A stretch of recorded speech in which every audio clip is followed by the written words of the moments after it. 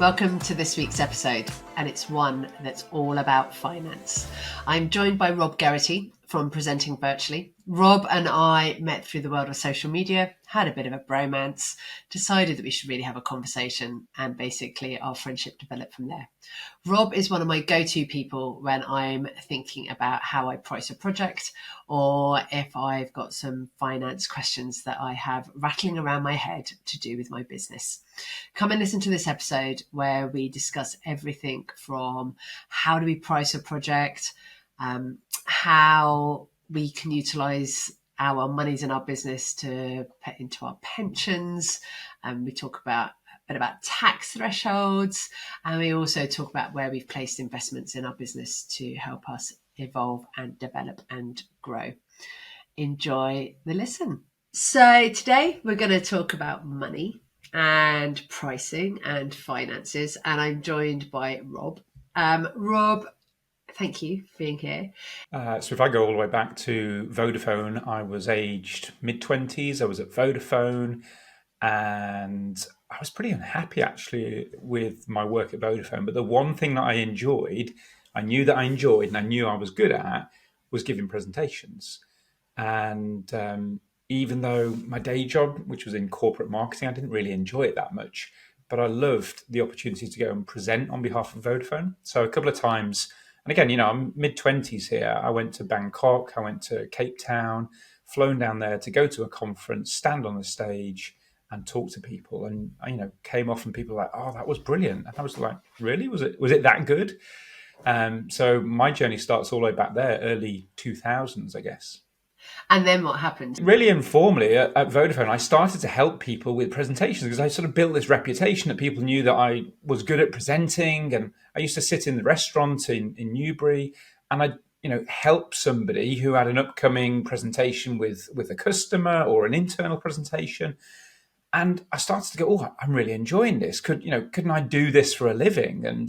And it just seemed like a pie in the sky idea at the time.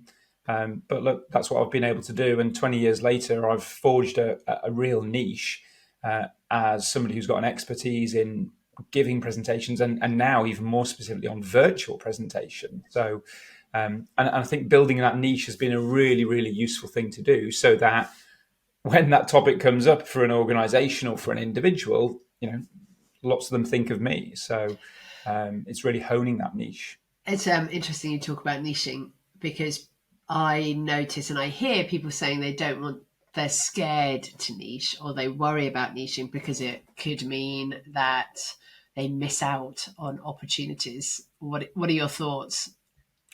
Yeah, look, I mean, when I did actually leave Vodafone, so probably 2004, 2005, I was probably out there as a trainer, I'd say. And if somebody had come along and said, "Could you do customer service training?" I'd probably say, "Well, it's not what I do, but I'll give it a go." And I can always remember I used to run a course for an organization all about listening and observing. And it just wasn't me as a course. But, they asked me to do it and I could do it. And then, but I think actually what's been so much more enjoyable is niching because I've read all these presenting books. I read them for fun. I read presentation blogs and I've got to go in depth in it. And I've learned more, and the more I've learned, the more I've shared, and the more I've built that expertise. And it just means that every single workshop that I run now, I absolutely love it. Or every single bit of coaching that I do, I absolutely love it because it's on the stuff that I'm really care about and I'm passionate about. And because we're going to talk about money, have you seen a correlation whereby as you've got more and more focused and more niched, it's had a positive impact on your turnover? Yeah, well, I guess so because, again, back in the early days, I was doing work as an associate. And, I think the other thing that niching helps you to do is to then, more work directly with clients. And then, there's a clear distinction between what you're being paid as an associate and what you're being paid as, if you're working directly to clients. And I guess that's, something from a money point of view, I really believe, and again, there's absolutely nothing wrong with doing associate work, but if you really want to earn more money, then that's where the money is. Yeah, doing direct client. Because I guess, so if as an associate, there's a a set amount of days we have in a year, and probably a set amount, like a limit or a ceiling on the amount of money that we can earn. Whereas if you're doing direct to client, there's often there is a higher day rate. That's absolutely true. But also, you may then have associates who work for you. So then there could be multiple workshops happening in the same period of time.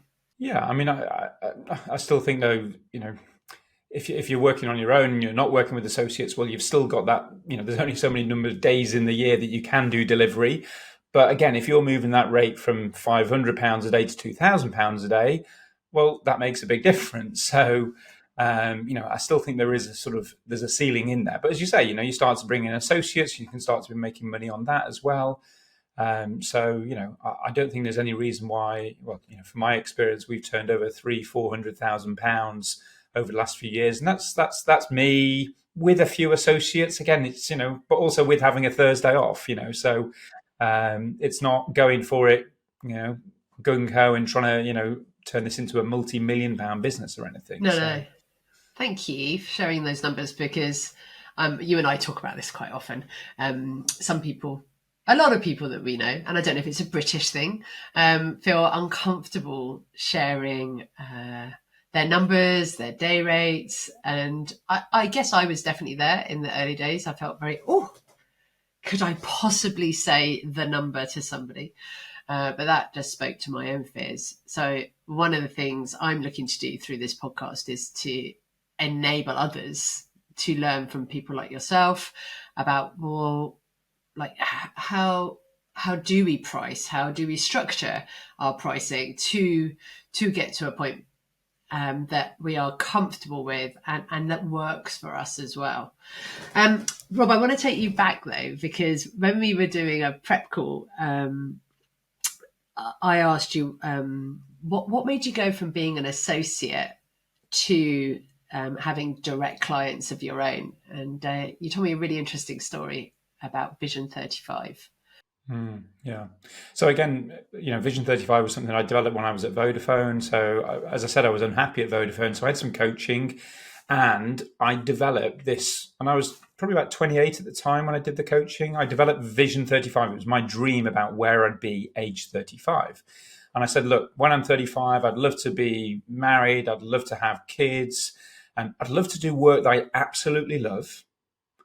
I'd love to get really well paid for it. I'd love to be financially free as well and not have to do that work, but to do it because I love the work, but it also happens to be well paid. So that developed from the coaching. And then I actually, when I send out my limited company, the legal name of it is Vision 35 Limited, because that sort of dream of where I'd be age 35 was so important to me that I just wanted it to be everywhere. So as I say, when you get an invoice from me now, it comes from Vision 35 Limited, even though we trade under the branding name of Presenting Virtually. And that piece of coaching really gave me something to focus on and to aim towards.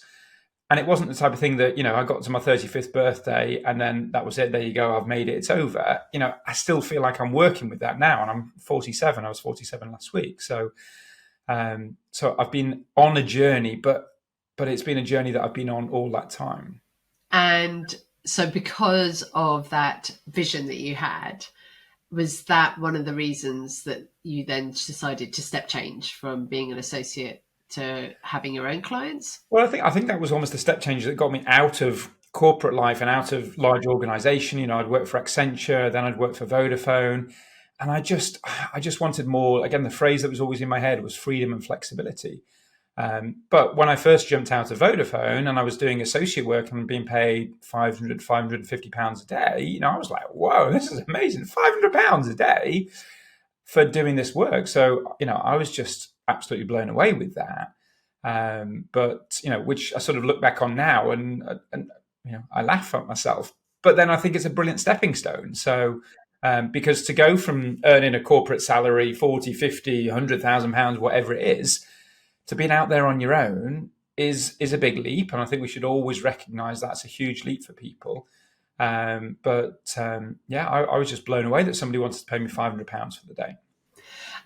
You talk about financial freedom, and you've mentioned it before to me about that being one of your values. How does that show up in what you do now and how you work?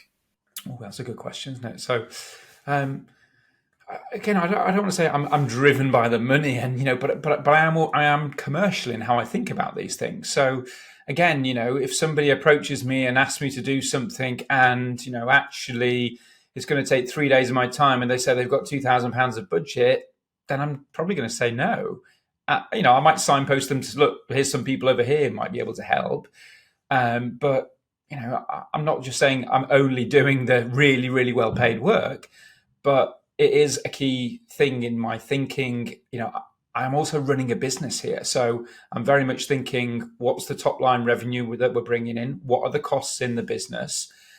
How do we ultimately make a profit? What do we do with those profits as well? And yeah, being very conscious of all of that is in there.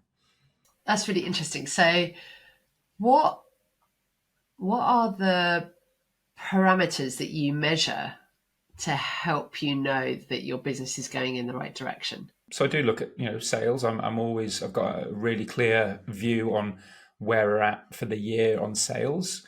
I've also got a keen eye on what the costs are.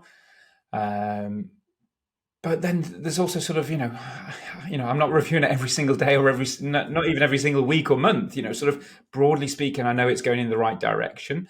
I think that it's a pretty simple business model, isn't it? That we can put out there that the training is going to cost £10,000. Roughly speaking, I know it's going to involve whatever 3-4 days of my time. I might bring a couple of associates in to do a couple of bits of that, so I know the costs of doing that. So I know that £10,000 piece of work, again, a figure I'm always thinking about is like the job profit. So saying, I've told the client it's going to be £10,000. I know that I'm going to have to pay Kirsty and Mark and Fred to do these bits. So that's going to cost about 3,000. So the job profit is 7,000. And I think that's a really key metric for me. And then I've got a target. I've got a flip chart here on the wall with a target of 295, which was, an annual target for this year. But I then also know where that money's going as well. I know that that's going to go and pay some salaries. It's going to pay some dividends out to Sarah and I. It's going to pay some money into pensions as well. But it's a very clear target to such an extent that actually, if you said, oh, next year you could do 350, well, no, actually, I only need to do 295 because I've got a plan. And actually, this is where I really get into it, think about from a tax point of view as well. I actually know if we earned even more money, well, we'd actually end up paying so much of it away in tax that, in a way, there's not much point. Brilliant. Oh, tax, the joy of tax, the money that is not our own. How do you know, who helps you with understanding things like tax and VAT and what you can do and what you can't do? So a couple of things. So one is just like the software that's out there. So, I'm sure everyone's got a Xero or a Free Agent or a QuickBooks, some of that. So I think that software is amazingly helpful. I find my accountants not particularly helpful as in on a day-to-day basis. Yes, they'll answer the technical question when you get to it, but then it's also like learning this stuff yourself. So, for example, I've just read a lot about personal finance. I'm a massive fan of people like Pete Matthew, who's a great YouTuber talking about money. Andy Hart as well, brilliant YouTube and podcasts about money and personal finances. I've just educated myself on all of this in that stuff that I think everybody should know, but most people don't really know. And I've got more and more into it, but the more and more I've got into it, the more I've just really understood it, and therefore it's just given me clarity over what to do. And it's also released in me that know that, do you know what, I can have Thursdays off, and I can have a Thursday to do whatever I need to do, which is often go to Lidl and do some washing and tidy up something in the house or spend some time with Sarah, my wife. But it's the clarity that I've got from all that financial understanding. I love that. And I'm probably the antithesis of you, and this is why we're friends, that I don't always have that clarity. And you are one of the people that I will turn to and often ask for your thoughts and opinions, especially when I'm working on pricing or looking for ideas. And And that's why I'm very grateful that we're friends and that you're generous with your time to help me with these things. But it is something. So the premise of this podcast being, many of us started our businesses for a passion. For you, it's presenting. For me, it's those facilitation and training skills. We probably didn't start to run a business, and we didn't sit there at Vodafone or Diageo and go, yeah, I'm going to leave because I want to run a business.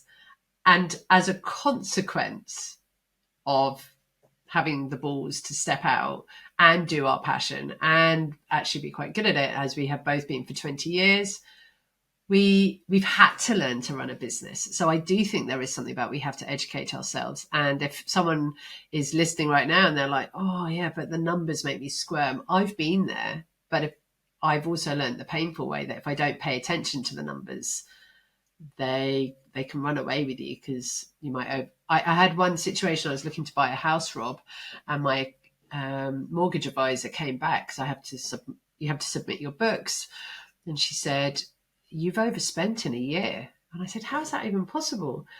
My accountant should have been telling me. And she said they didn't. And so I changed accountants. But so there's things like that just happened in my life that meant I couldn't buy a house that year, and I had to change totally how I paid myself. But that was a painful learning. Yeah, something that really frustrates me in a way, that your accountant only does the accounts, and someone else will only advise you on your pensions. And there's not many people out there that will actually holistically look at your whole financial life. And this is where, and again, it's a growing field, is the field of financial coaching, which is, again, it's not a financial advisor who wants to take your money and put it into certain products and earn a commission. This is somebody who's not going to advise you about products. They're just going to coach you about your money. And sometimes that coaching might move into, okay, I need to explain ISAs and how they work to you. But sometimes you need that. But again, go and watch this video and you can pick this up pretty quickly. But yeah, coaching around our money is just, it's so interesting. And it's also coaching around our relationship to money and our beliefs and our fears, and where we put our energy. Yeah, but all those things, money doesn't grow on trees, or sort of these sort of maxims that we were told as kids, and are those true or not? So, and and I'm sure I've got ceilings in my head, and again, I know that I've done big keynote presentations where I got paid £15,000 to stand on a stage for 45 minutes. I'm like, really? Can I really do this? Is this ethical? But actually, I'm sure that there's plenty of people earning 100,000, 500,000 pounds for standing on a stage for an hour. So, but let's just unpack that 15K though, because I'm going to make an assumption. America, and we know pricing in the States is higher than in the UK, and it's not just that 45 minutes. There is the preparation that goes in before you got there. So it's a built-up time. It's not just that one-off necessarily. It is, isn't it? But then still, okay. So let's say, well, I've got to travel to America, and I did and you end up coming up with, it's 3 days of my effort for 15K, and you're still like, you're still thinking, that's £5,000 a day. Some people are paid this as an annual salary or something like that. So, and you just But the possibilities are out there. They are things out there, and there's people that want to pay. I think for me, Kirsty, with money, there's a really nice thing in my head about, like, there's a restaurant analogy. And if you, I don't know, if you've got £2.99, you want something to eat, you can go to McDonald's, and I don't know, you can probably get a meal with some chips for £2.99. Equally, if you want a Michelin star experience and you want to spend £250 per person, there's a restaurant for that. And there's everything else in between. You've got Pizza Hut and you've got Pizza Express. Pizza Hut might cost you £10 per person. Pizza Express might be 15. So there's everything in between. And I think it's the same in our world of training, coaching, consultancy, that there's someone who'll do it for £500, there's somebody who'll do it for £1,000, but there's somebody that can offer it at £10,000. And it's almost like, well, where do I want to be in this? And again, it's no different to cars as well. You can, all cars will get you from A to B, won't they? But, what car do you want? And buyers are sort of choosing some of that, aren't they? And there's plenty of buyers out there that'll say, yeah, I'd like to have a Mercedes, or I'd like to have a BMW. On that, so one of the questions I often get asked is, how do I price myself? And I'm just wondering, what rules of thumb do you have when you're thinking about pricing up a job that could help people? I usually encourage people to try and charge more because I think oftentimes people go in too low. I think sometimes people do that thing of saying, "Well, I've got a day rate of whatever £1,500 a day, and you've asked me to come and do one day's delivery, therefore £1,500." But again, as you were identifying before, I think what we've also got to think about is what is that preparation work that I've got to do beforehand. And I think the bit that we just don't put the time and effort into and put the money into, Kirsty, is just that. Like, how many presentation books have I read? How many videos have I watched about presentations? How much depth of experience have I got? How many times have I stood on a stage and done stuff? So all of that, people are paying for that as well. So I think these days I'm trying to move away from just thinking, okay, I've got a day rate and it's this amount of time, and just doing a simple calculation and almost looking at the piece of work and saying, okay, you've got 10 people that want to get better at presenting. It sounds from this like you want them to get a little bit better. So that's going to be a low end price. It sounds like you really want to transform how they're doing. That's going to be a higher end price, and it's going to involve more time. So there's still going to be that correlation between time, but trying to almost get to the value that they're going to benefit from rather than just a simple day rate. One of the teachers I've worked with before, Daniel Priestley from Key Person of Influence, KPI, you and I both read his books. He talks about what's the outcome that you've got it behind you. What's the outcome that the customer's going to get? So you don't sell time, you sell the outcome, and as you say, like, sell the value. So some things that I would really be saying to people to really think about, though, is, to your point, what is the knowledge and experience that you're bringing? Because that has a value. How much time do you, like, what do you need to design? Or as Jodie would talk about, another friend of ours, are you curating or are you creating? Which I think is a really good challenge to us, because sometimes we say we're creating, but actually all we're doing is refining what we already have. And then there is, like, the visible time that the client might see when you're either on screen or you're in person with them. And I'd also encourage people to think about what happens afterwards, because especially if we're doing something that's learning orientated, there's the embedding phase. So it's not like a multiple virtual workshops, in-person workshop, and then we're done. So it's thinking through all the different aspects before sitting down on a price. The other thing as well, my best friend said to me recently, she said, the blush test. And I was like, and she was talking about it in a different context. But for me, the blush test, is, can you say the price? Can you say the number? And if you don't blush, then it sits really well with you. If you say a number and you feel a bit embarrassed by it because it might be bigger than you would normally say, that might be it, you slightly blush. And that's okay as well, though, because that's probably your stretch. And guess what? The client can say no. You can then go into a space of negotiation if required. And I think that's another reason why I sometimes slightly price higher, so that if required, it can be dropped. And I still know that I feel comfortable and the client feels comfortable. Yeah, and I guess what I often try and do as well, Kirsty, is put forward options. So I'll say, here's the gold option, here's the silver option, here's the bronze option.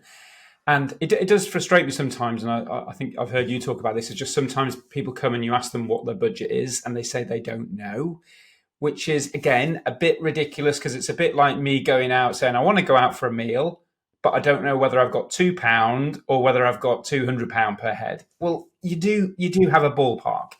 And this is what I find is most people do have in the back of their head, and again, if I'm going out for a meal with my family, I'm thinking, yeah, okay, it's going to cost us 60, 70 quid. I'm thinking that gets us a Wagamama's. It doesn't get us the Michelin star restaurant. But, so people have got something there. So, quick story. A potential client even came on a call, and we got to the point where I was going to ask them the question. And they said, I know what question you're going to ask us because I've just read your post about this, Kirsty, on LinkedIn. I was like, okay, so what's the budget you're working to? And they went, well, yeah. And they looked sort of sheepish and went, I'm not too sure. I don't really have one. I was like, okay. So I then put back a proposal, which was quite low. And I got a reply back that was way too high.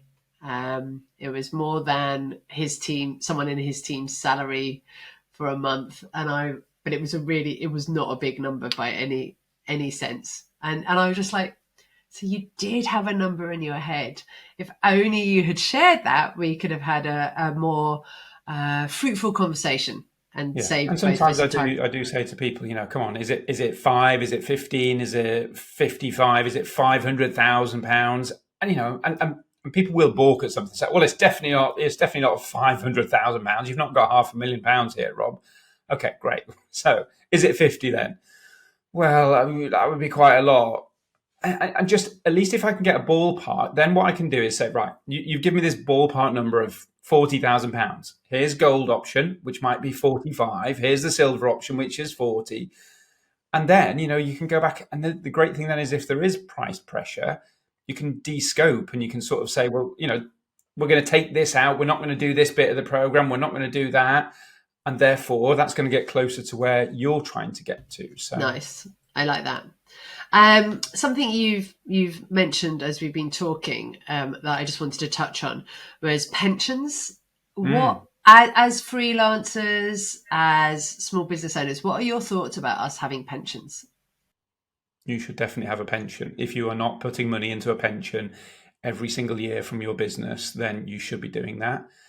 The really simple maths of it is you'll be paying corporation tax. And again, just to really simply say this to people, if you're paying money out in corporation tax, well, if you put the money into your pension, you can reduce your corporation tax bill. So it's a bit of a no-brainer. And especially I'm even more conscious of it now, as in I'm 47, so I can access this money age 57, which is 10 years away. So it's just a bit like, for me, a long-term savings scheme whereby I have to put money into that there, but I'll get it back in 10 years' time. So, I think a training business is right for this as well. So, because I don't know, what do people need to live off? 30, 40, 50, 60,000 pounds to live off. Okay, great. That's the first bit of money that you're going to earn in your business. And then if you can find an extra £20,000 worth of sales that you don't need that money to live off, that £20,000 can go straight into your pension pot. So so that's in the UK. So we can put up to £20,000 in a pension pot. Well, no, it's up to 60 now. Is it 60? 60,000. 60, yeah, it got changed from 40 to 60 in the last budget. So it's up to £60,000. And again, in a training business, gosh, if you're already turning over 100, £150,000, £200,000, could you just do that one or two extra sales, which, are the pension sales almost? You're not doing it to take money, because by the time you've paid corporation tax and if you paid higher rate income tax, that £50,000 worth of extra sales might end up being £20,000 in your pocket. Whereas if you put £50,000 straight into your pension, it's £50,000 into your pension.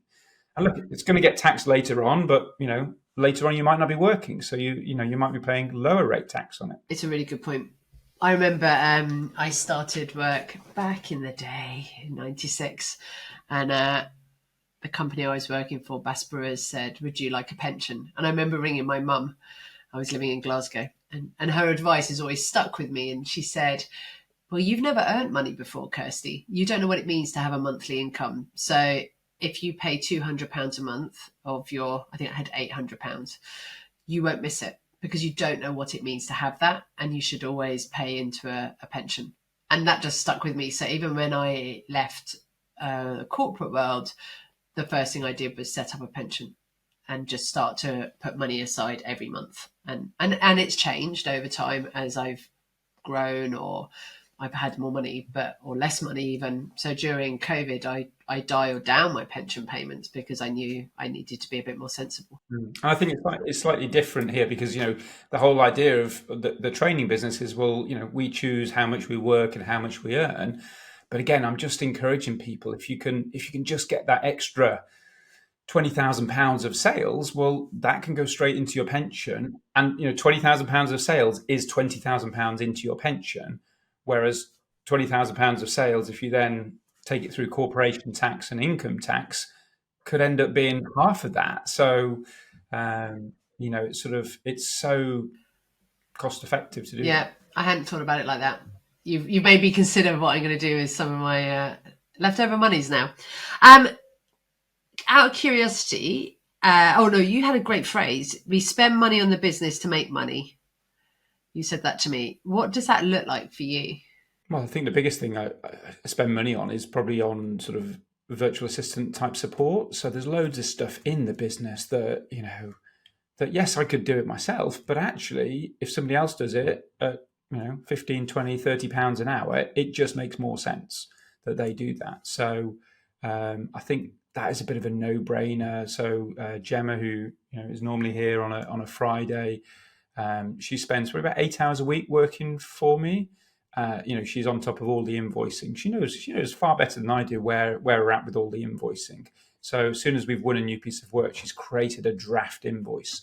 As soon as the work's finished and she can send that invoice, it gets sent.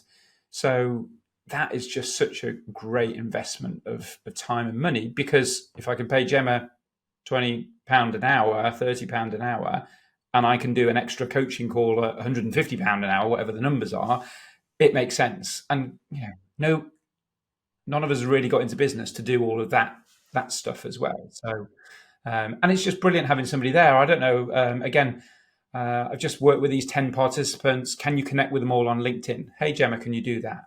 So there's a whole load of other stuff. I want to put a whole load of content and get it scheduled to go on to LinkedIn. So again, hey, Gemma, can you do that? So there's loads of jobs like that. So I think that's one place where I definitely encourage people to invest.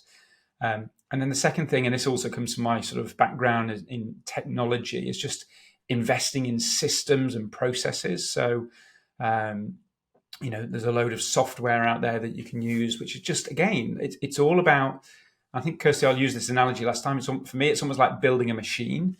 And I think that's what I've been trying to do. And I've used a system called Airtable, which has helped me to build systems and processes that just mean that I can probably do more business because I've got those systems and processes in place. But again, I've probably spent £10,000 developing that Airtable system, working with an expert consultant who's helped me to do that. Not to explain the whole of your Airtable system, but can you just say some of the things that it has helped you systemize, just so people can get an idea in their head? Yeah, so just simply sending out calendar invites. So, if you're a participant on one of our programs, you'll get calendar invites that can be sent from us. It'll tell you the session details. So it'll say, today's session is about how to make better slides. It also has a link there, or it also has a description of the session. Also has a link to a video that people can go and watch, a 60-second video about that session. Also, at the end of a session, people will say, we produce this summary document, a one-page summary about the session. Do you want a copy of it? Yes or no?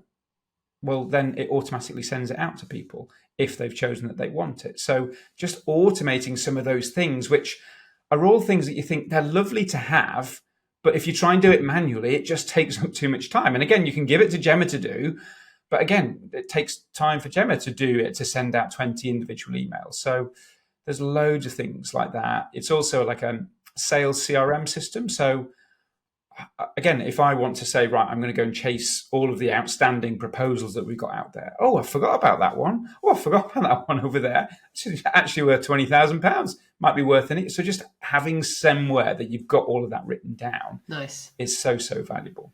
Another question. What investments have you made in yourself? And I don't think it's that much actually in me, Kirsty, because I was reflecting, I was thinking, I think there's lots of people out there that go on a lot of courses themselves. So, the investments in myself was probably in the earlier days of more reading, spending time watching stuff online, but I don't think I'm a massive investor in myself. I think I'm more investing in, as I say, those systems, those processes, people with things like Gemma. Yeah, I don't think I invest in myself that much. So I wonder whether you'd be okay chatting about February 2022 and a voice note that you sent me. And at that time, just for context, Rob and I are friends, and we often voice note each other, and we had a social media bromance. That's how we probably got to know each other, and then made concerted effort to talk. And you sent me a voice note in February 22. And I remember it very clearly because I was just wrapping up a Flourishing Facilitator program, and you were like, "Hey, Kirst, being a bit quiet on here. I thought I should just let you know what's been going on for me." And one of the things you said was, we were about to go all in, grow the business. You were feeling super positive about it pre-Christmas, and you then said things just started to shift for you. And the reason I'm bringing it up was because it really brought it home for me, what you said, in that, I had to just pause and question myself, why am I wanting to grow this business when it was starting to cause some elements of overwhelm for you, and discomfort. And this day and age, we're like told, grow your business, make your money, get your teams in place. And you said, I was just about to sign new people into the team. And then would you mind just sharing a little bit about what happened afterwards? Yeah, so pre-Christmas, I was super excited. We're going to grow the business. I was working very closely with David. He was almost acting as a business partner. We'd turned over, I don't know, about £400,000. So we're like, come on, we can do 600,000 next year. If only we had a sales and marketing person, an extra admin person, if we just ramp all of this up and we've got our system in place. And then the new year came and I was just overwhelmed by what to do because there was so much to do. And it's as you said before, we don't leave organizations to go and run a business, but then there is so much to do because you have got, and I just didn't know which way to turn.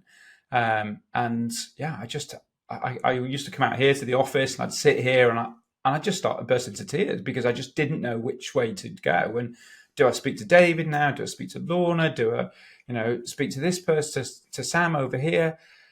And it was just all too much. And I guess the decision I've made then is, and it's interesting, David's wife said a phrase. She said, growth is a capitalist illusion. And that really resonated with me because, it was all about getting bigger and growing and earning more money. But actually, and again, I did start to do more work on the finances when I worked out, actually, I don't need it to be much bigger than £295,000 worth of profit a year, which, again, so some people might sound big, but it just felt more manageable. And again, the work-wise, work back then, I was giving it away to everybody. It was all going out to associates. So I was managing a team of associates, and are they turning up at the right time? And somebody missed this session. And actually, it's just been easier to just go, right, let's bring it back in. I'm probably going to be smaller, do less. I'm going to do more of the delivery, but actually I really enjoy it. And actually, that's been a really good decision to do that. I mean, I still work with some associates, but rather than it being 7 or 8 associates, it's probably now 3 or 4 associates. And I am still of that mindset of, I don't know whether I like this phrase, to eat more of what I kill. So, if I sell a piece of work for £10,000, my first thought is, how much of it can I do? How much can I deliver?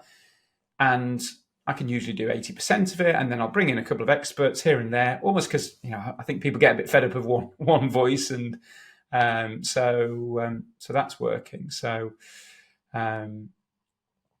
So actually, it was a crisis, but I think it was a crisis that it felt like it led to some good changes. You left in the voice note, because I listened to it. You said, I've got a new word for the year. It's simplify.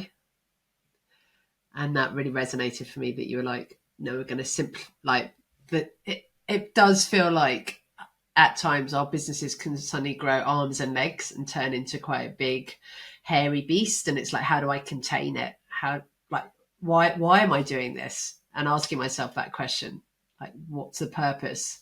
And but they still get the pangs of, oh my gosh, but I'm not flying around the world, and I'm not, I haven't landed a £50,000 piece of work this year, and maybe that person over there, they're running a bigger business than me. Does that mean they're better than me?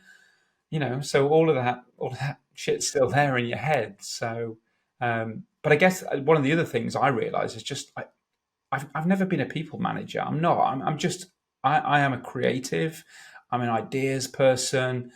And actually, in a way, I prefer being a lone wolf, being out there on my own, rather than, you know, again, managing a team is just not what I want to do. So out of all that sort of, because again, I will quite happily create content, come up with ideas for online. I'll quite happily do all the accounting and all the money stuff. I'd quite happily technically solve any problems in the business with technology. I don't mind doing the delivery, the training. I don't mind doing sales. But the one bit that I really don't want to do is manage people. And just being really clear on that is really good. So so the associates that I work with, I don't feel like I'm managing them, because they're just people I've known for 10 years, and we it's almost like I'm just working with my mates. Yeah. So Thank you.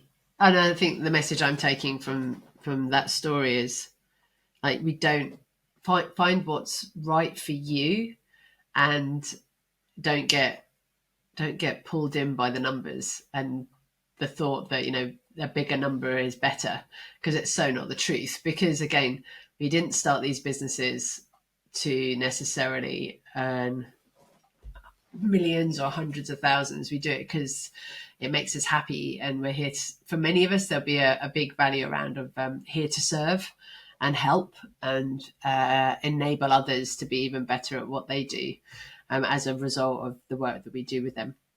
yeah, but equally, Kirsty, can we do that? And if we'd have traditionally been in a job that earned £50,000, can we do that, serve, and get away with 100 grand coming out of it? So, one of my things from Vision 35 was always, how can you have your cake and eat it, and have a second piece, and have a cherry on top? So, yeah, can you serve and do all of that? But if you traditionally might have been in a job that, as I say, earned 50 grand, can you earn 100 grand out of this training business? Yeah. Why ever not? And exactly, it is absolutely okay to earn money. And if you're sitting there thinking, is it? I am now learning that's definitely says something about my beliefs. So especially if I think I can't, it's often belief orientated. Now, I've got some quick fire questions for you, Rob, that I ask all my guests. The first question is, what advice would you give to someone starting out? Someone starts out, charge more money. Okay, we've been focusing on the money thing here. So again, those people, I've spoken to 2 or 3 people recently who are like starting out, and I say, what are you going to charge on a day? And they say 600 quid, 700 quid. And I'm just like, double it straight away.